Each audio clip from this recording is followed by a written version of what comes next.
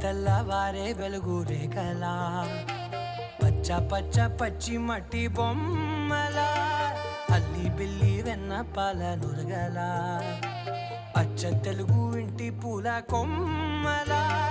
దేవదేవుడే పంపగ ఇలా దేవతే మా ఇంట అడుగే పెట్టెనంట బ్రహ్మ కళ్ళలో కాంతులే మా అమ్మలా మా కోసం మళ్ళీ లాలి పాడేనంట వచ్చిందమ్మ వచ్చిందమ్మ